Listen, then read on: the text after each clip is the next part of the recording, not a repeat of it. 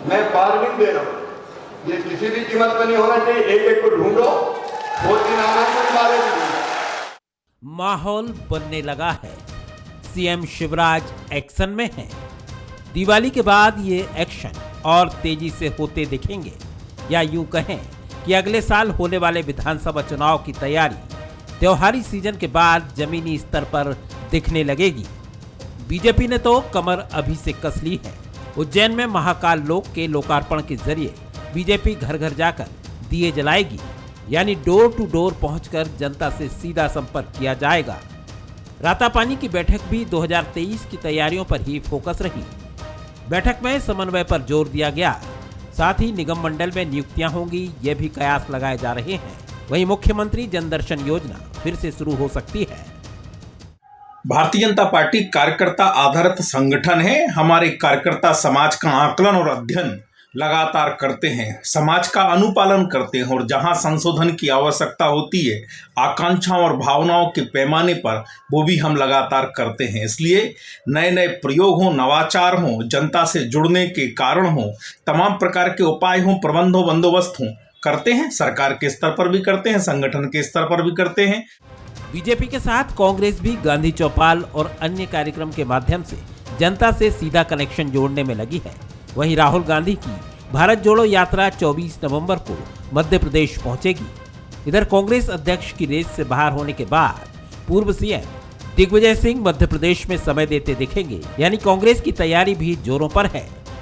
ये गांधी जी की दिनचर्या थी कि भजन करना और लोगों से चर्चा करना, बातचीत करना। जब वो किसी गांव में जाते थे या कहीं भी जाते थे, भजन करके लोगों से बात करना और जुड़ाव करना। किसान संपन्न नहीं होगा तब तक कल कारखाने चलेंगे नहीं और देश का विकास नहीं होगा। इसलिए सबसे पहले इनको मजबूत करना है। इस कंसेप्ट के साथ ही ये महंगाई दूर होगी और बेरोजगारी दूर होगी। जाहिर है मध्य प्रदेश विधानसभा चुनाव को अब 1.25 साल ही बचे हैं। ऐसे में बीजेपी और कांग्रेस तैयारियों के मामले में कोई कोर कसर नहीं छोड़ना चाहती और दोनों ही दल की ये तेजी दिवाली बाद जमीनी स्तर पर दिखेगी, यानी 2023 के रण का वातावरण अभी से प्रदेश में दिखाई देगा। नमस्कार, मैं हूं शरद द्विवेदी और आज का हमारा मुद्दा है सियासत डोर टू डोर। जी हां साहब, अब ये त्योहारों का मौसम जैसे ही दशहरे के बाद नवरात्रि के तो हम उस चरण में आ गए हैं जहां माँ को विदाई देने का ये समय अब बहुत समीप है। और इसके बाद विजयदशमी और विजयदशमी के बाद दीपावली और दीपावली के बाद जो 4-5 दिनों तक चलने वाला एक क्रम है गोवर्धन पूजा से लेकर आगे तक जो जाता है, उसके बाद आप ये तय मानिए कि नवंबर से राजनेताओं का रवैया, नज़रिया और अपने क्षेत्र से, ख़ासतौर से जिनका अपना कॉन्स्टिट्यूंसी है, वहाँ से उनके कनेक्शन का जो मंज़र आप और हम देखेंगे वो बिल्कुल चुनाव की याद हमें दिलाएगा। मुख्यमंत्री जी फिर एक बार अपनी यात्रा पर निकल सकते हैं, जन आशीर्वाद यात्रा भी कह सकते हैं आप उसको। जो उन्होंने तेवर दिखाए हैं वो हमने देखे ही हैं। कांग्रेस चौपाल लेकर निकली है गांधी जी की जयंती के साथ, और वो भी अब डोर टू डोर कैंपेन और यात्राओं में जिस तरह से राहुल जी निकले हैं। मध्य प्रदेश में भी यात्रा की तैयारी है, पड़ोसी राज्य छत्तीसगढ़ में भी कांग्रेस ने यात्रा की प्लानिंग की है। तो कांग्रेस जहां यात्राओं के मार्ग पर है, जिस पर बीजेपी कभी खूब चली है और अभी भी दूर नहीं है उससे, वहीं बीजेपी ने ख़ास तौर पर अब फोकस किया है। जो बात पहले कही गई कि साहब जो भी जहां जहां बीजेपी की सरकारें हैं उन राज्यों में आप गवर्नेंस पे पूरी ताकत फोकस करिए, अच्छी योजनाएं जनता तक पहुंचाइए, और जहां भी कहीं कोई गड़बड़ी है उसको बहुत स्टर्नली, बहुत ताकत के साथ, सख्ती से उससे निपटने की कोशिश करिए। वो 3 सवाल जो आज की चर्चा का आधार होंगे, उन पर एक नज़र। सवाल नंबर 1, क्या दिवाली के बाद बीजेपी कांग्रेस की तैयारी और धार पकड़ेगी? सवाल नंबर 2, डोर टू डोर फॉर्मूला किसके लिए ज्यादा फायदेमंद रहेगा? सवाल नंबर 3, क्या फिलहाल सारी कवायद जनता से सीधे जुड़ने की है? निश्चित तौर पर जो जनता के मन भाएगा वही सत्ता में अपना लंबी पारी खेलने का संकल्प पूरा कर पाएगा, या सत्ता में लौटने का जो उसका संकल्प है उसकी तरफ वो बढ़ सकेगा। जो मेहमान हमारे साथ हैं उनसे मिलिए। दिनेश गुप्ता जी हैं, वरिष्ठ पत्रकार, राजनीतिक विश्लेषक, बहुत स्वागत है सर। नमस्कार। प्रताप भानु शर्मा जी हैं, कांग्रेस के वरिष्ठतम नेता, पूर्व सांसद, बहुत स्वागत करता हूं उनका। डॉक्टर हितेश वाजपेयी हैं, बीजेपी के सीनियर लीडर हैं, युवा लेकिन सीनियर, और नागरिक आपूर्ति निगम के पूर्व चेयरपर्सन, उनका भी बहुत स्वागत है। दिनेश जी, किस तरह आप देखते हैं, अब वो समय है जब जिसको आप कहते हैं कि काउंटडाउन स्टार्ट, अब जो है गिनती शुरू हो गई कि साहब अब 10, 9, 8, क्योंकि नवंबर से ठीक 1 महीना बचेगा चुनाव के लिए, और अगले साल जब हम ये बात मैं कह रहा हूँगा तो मेरा अंदाज कुछ बहुत भिन्न होगा। बड़ी खबर मिल रही है ये घोषणा पत्र में इस वायदे को लेकर, क्योंकि अब बिल्कुल 1 साल ही बचा है, आप कह सकते हैं एक अलग ही मंजर होगा। किस तरह देखते हैं आप अब इस 1 साल को, डोर टू डोर कैंपेन, किस तरह की योजनाएं दोनों ही पार्टियों की?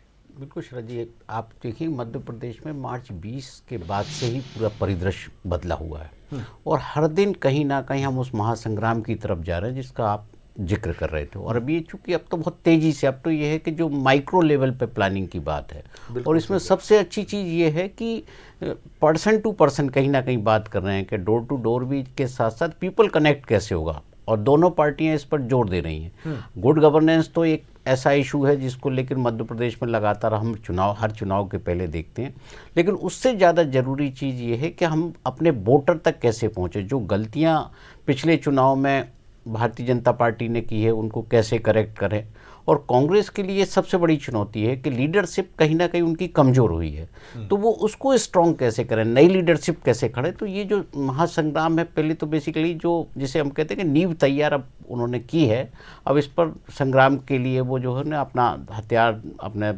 धारदार बनाने की कोशिश वो कर रहे हैं।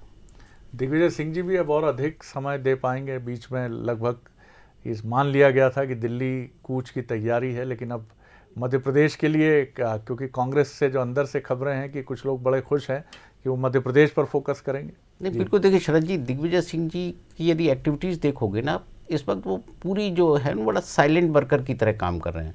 वो यदि ग्वालियर चंबल में भी जा रहे हैं, मालवा मध्य भारत में भी है और बुंदेलखंड में भी, उनकी जो अपने जहाँ भी उनके फॉलोअर हैं, वो इस बार उनके जो एक्टिविटी जो उसमें हल्ला गुल्ला नहीं है, और वो राष्ट्रीय अध्यक्ष की दौड़ में होते तब भी उनका फोकस मध्य प्रदेश ही होता, और अभी भी जो उनकी कोशिश है, उनका तो होम ग्राउंड है, और यहाँ यदि उन्होंने 15 साल पहले की जो गलतियाँ वो कर चुके थे अब फिर से दोहराएंगे तो शायद वो लंबा उनके जो अगली जनरेशन है उसके लिए बहुत चुनौतीपूर्ण होगा। जी, चलिए मैं प्रताप भानु जी की तरफ चलता हूँ। प्रताप भानु जी, किस तरह देखते हैं तैयारियां? आप, कमलनाथ जी तो भोपाल से हिलने वाले हैं नहीं, क्योंकि उन्होंने तो अपना सूत्र बना रखा है कि मेरा सब जो काशी काबा जो है वो सिर्फ भोपाल है, और भोपाल में भी उनका निवास है जो एक कंट्रोल रूम में काफ़ी पहले से बदल गया है, और वही वॉर रूम है, वही कंट्रोल रूम है, वही कांग्रेस का सब कुछ है, वो वहाँ डटे रहेंगे। दिग्विजय सिंह जी भी अब अपेक्षाकृत और अधिक समय दे पाएंगे जैसा माना जा रहा है, और बाकी टीम भी है, अजय सिंह जी और अरुण यादव जी और सुरेश पचौरी जी और तमाम जी जो कांग्रेस के हैं, वो भी पूरी ताकत से जुटेंगे। किस तरह आप देखते हैं, क्योंकि अब ठीक 1 साल बाद चुनाव?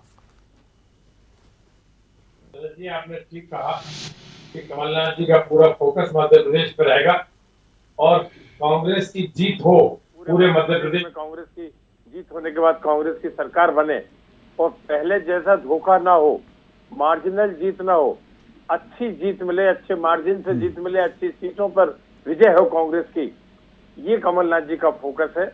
और कमलनाथ एक ऐसे नेता है जिनको दिग्विजय सिंह जी का भी सहयोग खूब है और मिलकर काम कर रहे हैं, और दूसरा अरुण यादव और अजय सिंह जी भी खूब मिलकर काम कर रहे हैं, सहयोग दे रहे हैं, पचौरी जी भी लगे हैं, कांतिलाल भूरिया भी लगे हैं। मेरे ख्याल में उनके व्यक्तित्व में वो चमत्कार है, एक सुखद बात है कि उनके साथ एक वरिष्ठ नेता होने के नाते सभी काम करना चाहते हैं और काम में एकजुट होकर मध्य प्रदेश में कांग्रेस को विजयी बनाने के लिए लगे हैं। और तो ये आपने बड़ा आपके इस शब्द पे मैं ठिठका हूँ, सुखद बात। ये नहीं है कि आपके बाकी नेताओं के साथ सुखद बात नहीं है, लेकिन कमलनाथ जी में ये तत्व कुछ अधिक देखते हैं आप, सुखद बात, क्योंकि उनको उनमें सबको जोड़ने की क्षमता है संगठनात्मक। जी जी, इसलिए वो हर कार्यकर्ता के लिए सुखद है। और जिस तरह से उन्होंने पिछले साल भर में जिला स्तर पर हर इकाई का पुनर्गठन करके मंडलम, सेक्टर और पोलिंग बूथ तक संगठन को मजबूत बनाया है और एक अच्छा संगठनात्मक काम हुआ है। मैं भी एक जिले का रीवा का प्रभारी हूँ और उसका परिणाम हमें बहुत अच्छा मिला।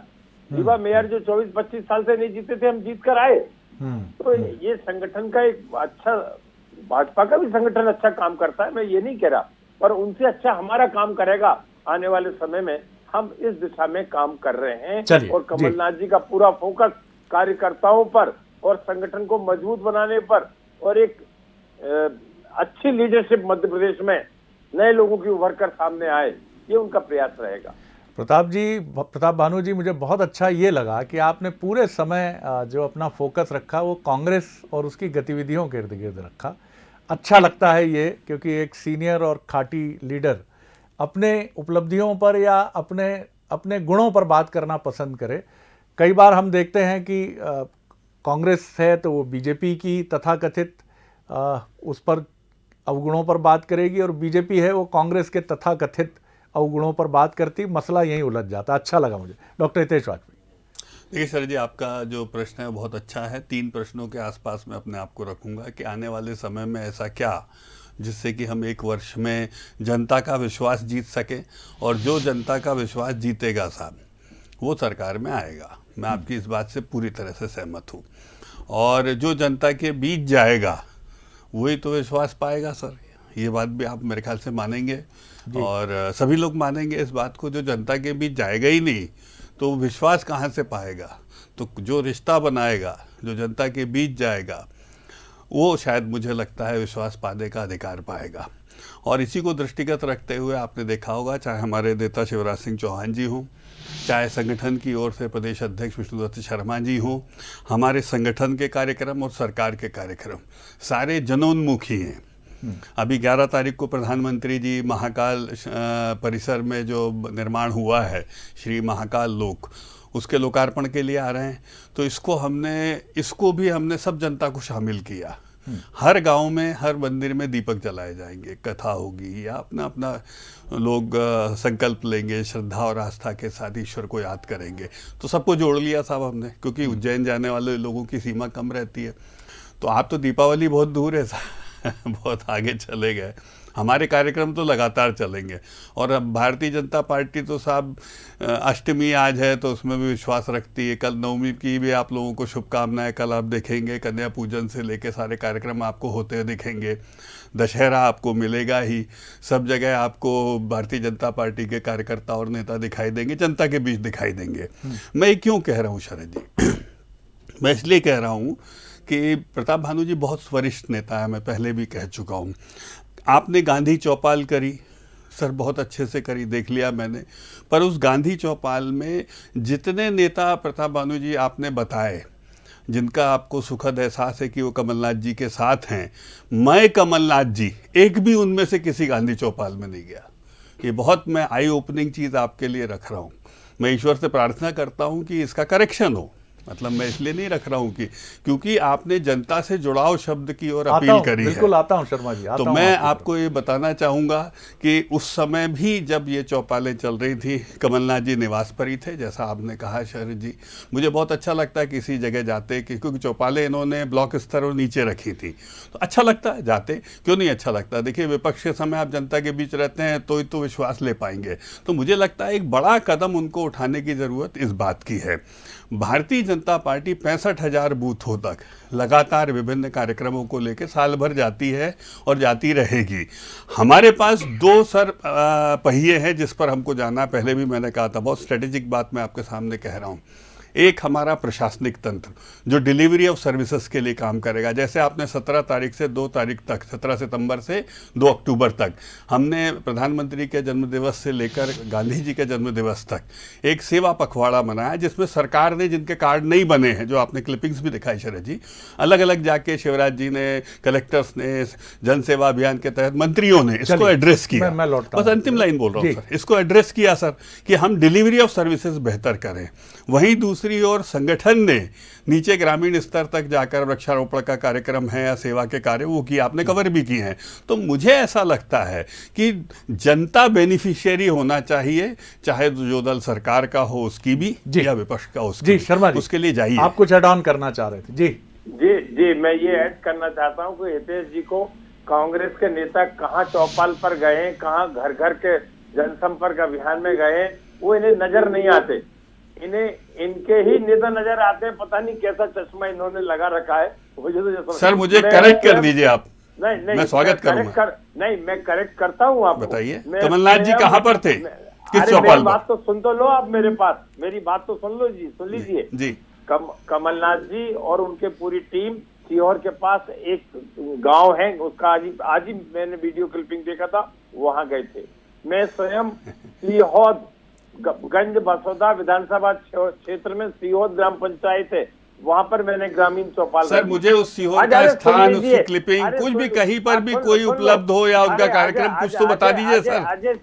अजय सिंह जी ने सीधी में ग्राम चौपाल रखी, आप कहो क्लिपिंग भेज दूंगा। सर कमलनाथ जी के बता दिए, हम तो खोज रहे हैं उनको कि कहाँ है। नहीं, आप खोजने की जरूरत नहीं है, वो स्वयं आपको बता देंगे। नहीं है सर, आप उनका ट्विटर हैंडल भी देख लीजिए, पूरा कार्यक्रम रहता है उनका। यादव ने देखिए, ये कार्यक्रम कार्यकर्ताओं का है, सब चौपाल मत करिए साहब, कांग्रेस कमेटी जिला सर आप बहुत सीनियर लीडर हैं सर, बिना तथ्यों के नहीं बोलिए सर। प्रोग्राम नेता केंद्रित नहीं होता, प्रोग्राम कार्यकर्ता केंद्रित होता है और हर कार्यकर्ता इसमें इन्वॉल्व है। आपके पास तो मुद्दा ही नहीं है, जवाब नहीं है, महंगाई पे जवाब नहीं है, बेरोजगारी पे जवाब नहीं है, किसान की परेशानी पे जवाब नहीं है, जो पानी में आप वो वीडियो भेज दीजिएगा डॉक्टर वाजपेयी को, आप भेज दीजिएगा। नहीं कहीं पर भी आप कमलनाथ जी से बोल दीजिए, कांग्रेस से बोल दीजिए, हमको सर कहीं तो बता दें। और अपने नेताओं से ये भी गुजारिश कर लीजिएगा कि अपने सोशल मीडिया प्लेटफॉर्म पर भी वो बराबर अपलोडिंग करें जी। कार्यकर्ता ओरिएंटेड है, कार्यकर्ता पहुंच रहा है जी। अभी हम ब्लॉक स्तर पर पहुंचे हैं, पंचायत स्तर पर। सर गांधी चौपाल जनता का कार्यक्रम था, पीसी शर्मा जी ने बाइट में कहा है कि जैसे गांधी जी जनता के बीच जाते थे, भजन करते थे, हम लोग आए हैं। आप बोल रहे हैं कार्यकर्ताओं के बीच का कार्यकर्ता की बैठक नहीं थी सर। नहीं तो कार्यकर्ता जनता में से तो निकल के आता है जी। सर आप जलेबी बना ऊपर से चमकता है, कार्यकर्ता जनता के बीच से निकल के आता है। और आप क्यों परेशान हो रहे हो? भारत जोड़ो यात्रा में सब कार्यकर्ता सड़क पर है, आपके हवा बंद है इस समय।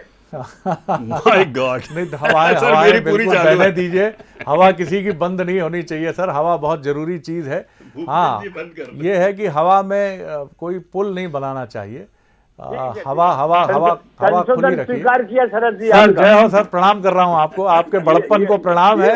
आपकी दिनेश जी भी सहमत होंगे। बिल्कुल बिल्कुल, आपकी बलात् समर्थन ले लें वरिष्ठता के आधार पर। आपकी स्नेहिल मुस्कान को भी प्रणाम है। दिनेश जी ये सही है कि बीजेपी जो डॉक्टर वाजपेयी कह रहे थे कि जनता से कनेक्ट करने के उसके तौर तरीके भी, मैं ये नहीं कहूँगा कि बहुत ही अलहदा हैं, लेकिन बहुत कैलकुलेटेड और बड़े डिज़ाइंड हैं। कहीं चीता जनता से कनेक्ट करने का एक माध्यम बनता है, एक ऐसा इवेंट है जो बड़ी शांति से भी हो जाता। शायद मैं कहता हूँ अगर कांग्रेस की सरकार होती तो वन मंत्री होते, वहाँ मौजूद होते, साइलेंटली चीते छोड़ दिए जाते, लेकिन बीजेपी ने उसको जिस तरह से डिज़ाइन किया, क्योंकि अवसर था, 70 साल बाद आपके यहाँ चीता आ रहा है, और उसको जिस तरह से कनेक्ट किया गया मध्य प्रदेश की इकॉनमी से, मध्य प्रदेश के पर्यटन से, और देश में पहला मध्य प्रदेश का अभ्यारण्य है कूनो जहाँ चीते आए। अब महाकाल कॉरिडोर काशी के बाद एक बड़ा भव्य आयोजन है, और जैसा इसको शिवराज जी को हम देख रहे हैं, जिस तरह से वो अपील कर रहे हैं कि आप ना आ सको उज्जैन तो आप अपने घर से देखो इस कार्यक्रम को, और निश्चित तौर पर ये भी एक धार्मिक पर्यटन और आस्था से जुड़ा एक बड़ा कैलकुलेट। तो बीजेपी के ये जो टूल्स हैं ये बहुत डिज़ाइंड हैं, बहुत सुविचारित हैं। कांग्रेस को मैं ये नहीं कहूँगा वो बहुत पीछे है, लेकिन उसको निरंतर इसको देखना चाहिए, और जो एडॉप्टेबिलिटी होनी चाहिए उसको भी, क्योंकि ये टूल्स हैं आज की राजनीति के। जी कुछ शरद जी, दोनों राजनीतिक दल हैं, अपने अपने तरीके से काम करते हैं, और यदि ट्रेडिशनल तरीका है, भारतीय जनता पार्टी अपने ट्रेडिशनल तरीके को सरकार में रह के यदि उसको और विस्तार कर रही है, तो जो है उसका तरीका है कि वो अपने कार्यकर्ता को कैसे व्यस्त रखे। बहुत सारे उसके कारण होते हैं, कार्यकर्ता व्यस्त रहेगा तो नाराज़गी और खुशी जाहिर करने का भी मौका नहीं मिलेगा, बहुत सारी राजनीतिक अपनी रहती हैं। और आप अल्टीमेटली उद्देश्य ये है कि हम सरकार में बने रहें, कैसे बने रहें ये वो नहीं। आप देखिए कांग्रेस को भी यदि आप बहुत बारीकी से देखेंगे तो एक परिवर्तन आपको ये दिखता है कि उनका जो नीचे ग्राउंड वर्कर है वो किसी ना किसी रूप में एक्टिव है। यदि आप कौन गया कौन ना गया हम इसको छोड़ दें, तो वहाँ उनका एक कार्यक्रम हुआ और सफलतापूर्वक हुआ। ये उनकी बड़ी सफलता है इस वक्त, क्योंकि अभी तो यही था ना कि एक आप अवसाद के दौर से बाहर आए हैं, जिस तरह से मध्य प्रदेश में स्थिति हुई। आज यदि कार्यकर्ता खड़ा हो रहा है तो ये बहुत महत्वपूर्ण है, क्योंकि अभी तो आपके पास 1 साल का वक्त है ना। और जो जितने भी कार्यक्रम होते हैं, अल्टीमेटली हम इलेक्शन ईयर में क्या देखते हैं कि हमने इलेक्शन मैनेजमेंट पर आए, पॉलिटिकल मैनेजमेंट पर आए, कि हमने गोंडवाना को जोड़ा, जयेश को जोड़ा, बीएसपी को कैसे मैनेज किया। ये फाइनल विंडो, इसका कार्यकर्ता से कोई लेना देना नहीं होता। फिर तो आप इस पर जाते हैं कि हमको टिकट किसको देनी है, कास्ट क्या है, किस तरह के आपको जो है, तो वो एक अलग तरह की पॉलिटिक्स उस वक्त दिखाई देती है। तो अभी दोनों को मुझे लगता है कि एक अलग अलग नज़रिए से राजनीति वो करते हैं और तरीका अलग है, इसलिए कंपेयर उसको नहीं किया जाता। बिल्कुल डॉक्टर वाजपेयी, बीजेपी की बहुत सारे प्लस हैं, लेकिन निश्चित तौर पर कुछ चुनौतियां भी हैं। प्लस में है आपका मैनेजमेंट, आपकी संगठन की ताकत, और चुनौती है आपकी 2018 की तरह, क्षमा कीजिएगा, समन्वय प्रॉपर हो। कार्यकर्ता जो है, जो खाटी बीजेपी का कार्यकर्ता है, वो बिना किसी क्षोभ और बिना किसी पीड़ा के पूरी ताकत से, सिर्फ जैसा बीजेपी की परंपरा है कि हम चेहरा नहीं देखते, साहब चयन हो गया पार्टी से, हम जुट गए, इसमें परिवर्तन आया। और तीसरी सबसे महत्वपूर्ण चुनौती जो आपकी है कि ब्यूरोक्रेसी का जो निचला फेज है वो पूरी डायनामिक तरीके से काम करे, सरकार की योजनाएं पहुंचे। प्लस आपके पास हैं, लेकिन पिछली बार 2018 में ये चुनौतियां बनी थी, तो इन दोनों का एक आदर्श समन्वय ही आपको आगे ले जा सकता है। शरद जी, हम फिर घूम के वहीं आ गए जो मैं हमेशा कहता हूं कि भारतीय जनता पार्टी का मुकाबला भारतीय जनता पार्टी से ही है।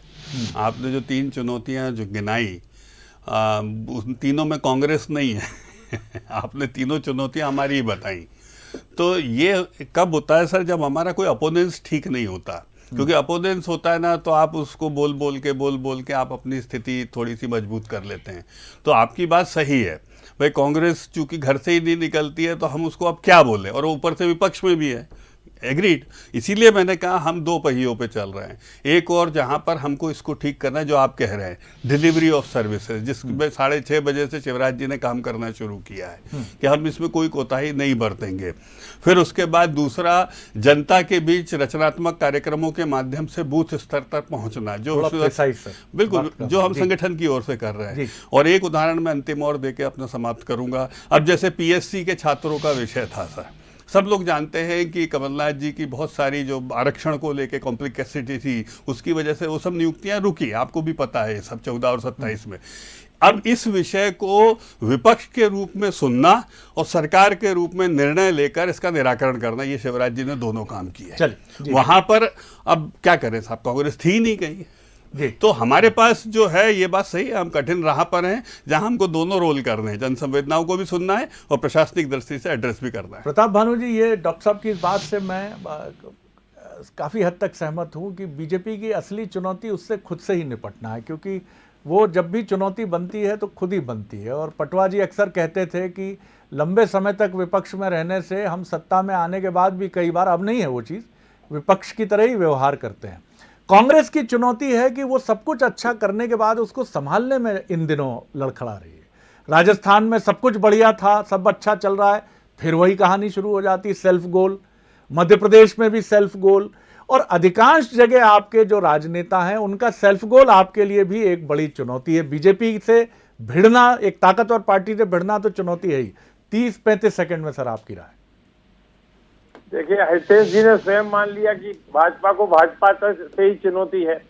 इनने ये भी मान लिया हर जगह काम में, प्रशासन में प्लस हो जाएंगे कांग्रेस के मुकाबले। आपकी चुनौती पे चर्चा हो जाए। जनता के मामले में ये प्लस नहीं है। आज की तारीख में जनता की नाराजगी सब सामने आ रही है, क्योंकि ये जितने बेरोजगारी के लोग आज मुद्दे आज खड़े हैं, मुंह बाय खड़े हुए हैं। कहाँ प्रदर्शन कर रहे हैं बताइए आप? आपकी चुनौती पे आ जाए सर। हम प्रदर्शन कर रहे हैं, हर जगह ये मुद्दे उठा रहे हैं। आप हमारे साथ देखो, चलोगे तभी तो हम बता पाएंगे। सर आप रीवा ही नहीं जा रहे, रीवा प्रभारी होने के नाते तो हम कहाँ जाए? आप स्टूडियो में बैठ के थोड़ी देख सकते हो, आपको आमंत्रण देता हूँ, मेरे साथ चलो। कहाँ सर, आप रीवा होके आएगा एक आध प्रदर्शन में? प्रभारी है, करो, हम तैयार हैं, हम डिबेट करो, हम तैयार हैं, उसमें कोई दिक्कत नहीं है। चलिए सिमरिया में करिए, वक्त निकल गया, बीजेपी पर ही आप बोलते रहे, मनगवा में करिए। जी। चलिए शर्मा साहब, मैं क्षमा चाहूंगा, अब आगे नहीं बढ़ा पाऊंगा बातचीत को क्योंकि वक्त हो गया है। बहुत शुक्रिया प्रताप भानु जी, बहुत शुक्रिया डॉक्टर वाजपेयी, बहुत शुक्रिया दिनेश जी। कुल मिलाकर इतना तय है कि अब चुनाव के लिए बिगुल फाइनली बज चुका है। बीजेपी हमेशा मैदान में उतरने वाली पार्टी है, लेकिन कांग्रेस भी इस बार उसका पूरा पीछा कर रही है, पूरी ताकत से वो डटी है। दोनों ही पार्टियां अब तक अपनी स्ट्रेंथ पर खेल रही हैं, लेकिन अभी उन दोनों ही पार्टियों को, खासतौर से बीजेपी को और कांग्रेस को, दो ही दलों की राजनीति है, दोनों को अपनी कमजोरी को अपनी ताकत बनाना है। उस एरिया में जाने की ज़रूरत है, बहुत निर्मम होकर बड़े और कड़े फैसले करने की ज़रूरत है, और उम्मीद है कि वो इस दिशा में आगे बढ़ेंगे। बहुत शुक्रिया आप सभी का। आगे देखिए छत्तीसगढ़ आज का मुद्दा, बदले की